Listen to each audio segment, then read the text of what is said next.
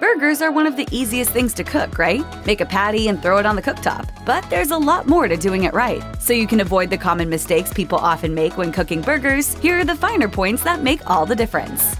When burger night rolls around in your household and you've got some meat stashed away in the freezer, how are you defrosting it? If you just set it out on the counter in the middle of the morning so that it's ready by dinner time, you might want to reconsider. Food safety guidelines from the U.S. Department of Agriculture's Food Safety and Inspection Service say that the safest way to defrost meat is either by putting it in the refrigerator or running it under cold water in the sink. Why? It prevents any part of the frozen meat from reaching a temperature when bacteria can grow and thrive. It takes a little bit more planning, but it means that you can rest easy, knowing your meat won't get anyone in your family sick. If you absolutely must speed up the defrosting process, thaw your beef in the microwave.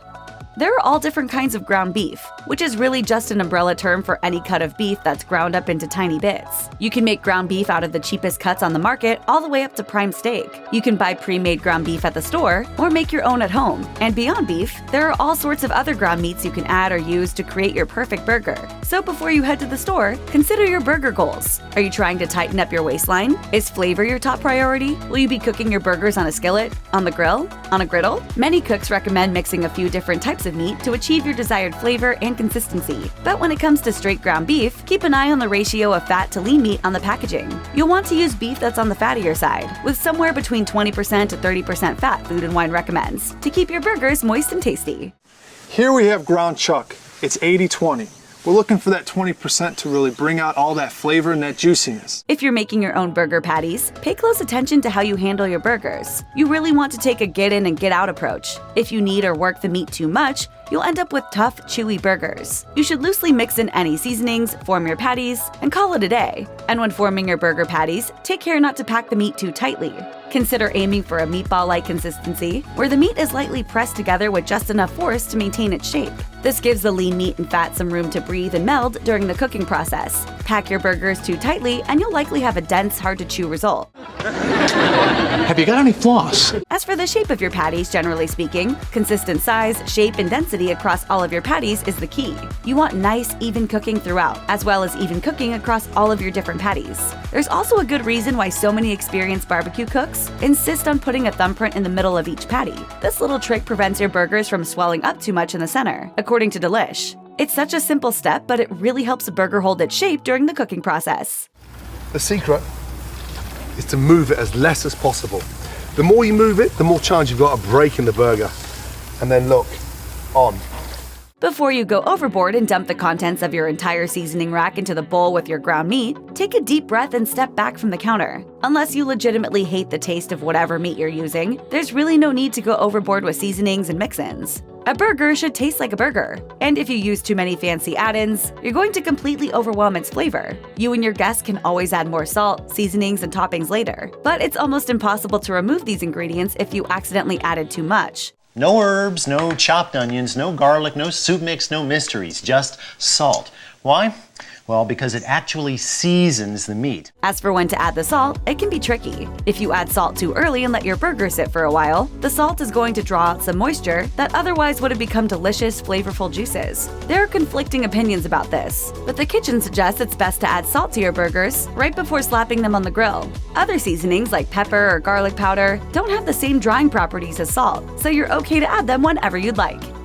There's a lot of prep work involved in grilling burgers. Making the patties, taking off the grill cover, checking the weather to make sure you won't get drenched. But don't skip checking your propane level if you're using a gas grill. Otherwise, after a few minutes of grilling, you may notice that the grill isn't hot anymore, and your food isn't really cooking because you ran out. Unless you have a spare propane tank, you'll have to figure out how to finish cooking the burgers somewhere else. If you're not sure how to check, some grills are equipped with built-in weight sensors that can indicate roughly how much propane you have left. If you don't have one of those, you can weigh your propane tank on a scale, then refer to the printed empty tank weight to calculate how much fuel is left, according to Ferrogas. You can also pour hot water down the side of your tank, then feel for the level at which the tank is still cool to the touch. You'll feel it get extremely cold where there's propane in the tank. So from touch, I can tell this one's about halfway full. It's enough to tell you whether or not you have enough to cook or you need to go get some more. If you're in a rush to eat, you may have cranked up the grill and placed your burgers on the grate as it heated up. But you're doing yourself a disservice by not letting your grill preheat, Savor warns. It brings the grill up to temperature, which makes the food cook more efficiently, giving it more moisture, more flavor, and making it more tender. Preheating your grill to a high temperature sears the burgers, just like you might do with an expensive steak. Searing creates that wonderful brown crust that's just packed with flavor and can help keep juices inside your burger. That won't happen if you let your burger heat up slowly with your grill. Searing is a chemical process, known in the food world as the Maillard reaction. That reaction occurs when a food's sugars and amino acids react to produce flavorful compounds. Another bit of important grill prep is to take a few minutes and thoroughly clean your cooking surface. Think of it this way: you wouldn't toss raw meat into a gross, dirty, charred pan and then put it in the oven, would you? You should hold your backyard barbecue grill to the same standard. Even if your grill has a cover or lid, it still sits outside in the elements, collecting dust, dirt, yard debris, and other nasties. Plus, that charred residue can actually harbor bacteria and cause your burgers to stick to the grates, making it much more difficult for you to flip them or pull them off the grill intact. There are a number of different ways you can clean your grill, ranging from soaking the grill grates in hot, soapy water to a quick and dirty scrubbing or washing if you need your grill to be clean ASAP. Unless you're using a smoker to cook your meats over the course of an entire day, grilling isn't really a set-it-and-forget-it type of cooking method. It's easy to get distracted if you're manning the grill at a party, but you really need to give your burgers your full attention. Most grills have hot spots, areas that are much hotter than others, according to the kitchen. If you're not already intimately familiar with your grill, this could be a recipe for disaster if you're grilling up a dozen burgers for a crowd. If you turn away from your grill, even just for a minute or two, the patties on these hot spots could burn very quickly. And that's a recipe for disaster. Even if you are familiar with the hot spots on your grill, you still need to pay attention for the entire cooking time. Sometimes this means rearranging your burger patties during cooking to make sure none of them sit on the hot spots or cold spots for too long. Other times it means flipping some patties sooner than others. It's also a good idea to stay right next to your grill from a safety perspective. You can never be too cautious around open flames and hot coals or highly flammable gas. Who doesn't love a good cheeseburger? It's a simple concept, right? Cheese on meat. But there's actually an art to making the perfect cheeseburger, and it all comes down to timing. Cheese is fairly delicate and melts rather easily, so you really don't want to put your cheese on top of a screaming hot burger inside the grill. Do this and you'll end up with messy cheese all over the place, everywhere except the top of your burger. It's gonna get messy too. Wait to put that slice of cheese on until just before or just after you remove the burgers from the heat. They'll still be plenty hot to melt the cheese to just the right consistency, and more of it will actually stay on top of the burger than drizzling down. Or you can place the sliced cheese on the bottom bun, then put your cooked burger patty on top, as Southern Living suggests. This gives you the freedom to then put the rest of your toppings and condiments on top of the burger, while still getting a nice melty cheese consistency.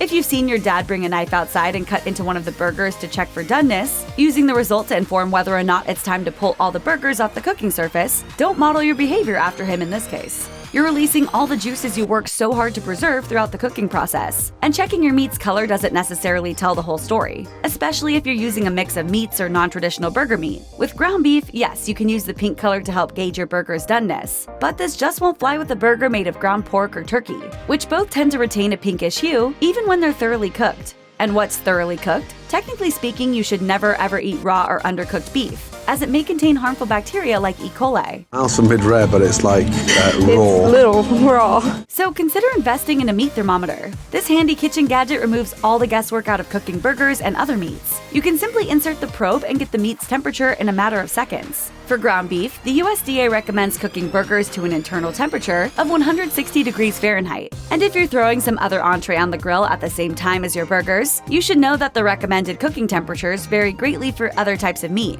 Chicken, for instance, needs to reach a temperature of 165 degrees Fahrenheit, while salmon only needs to reach 145 degrees. Make sure you're using the thermometer properly by inserting it into the thickest part of the meat and ensuring it doesn't poke out the other side or touch any of the grill elements.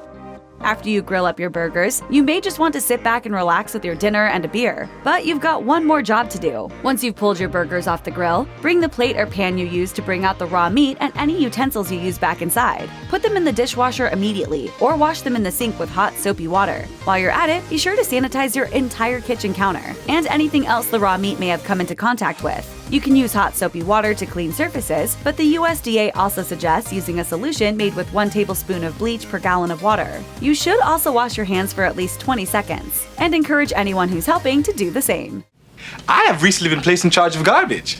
Do you have any that requires disposal? No, it's totally empty. check out one of our newest videos right here. Plus, even more MASH videos about cooking tips are coming soon. Subscribe to our YouTube channel and hit the bell so you don't miss a single one.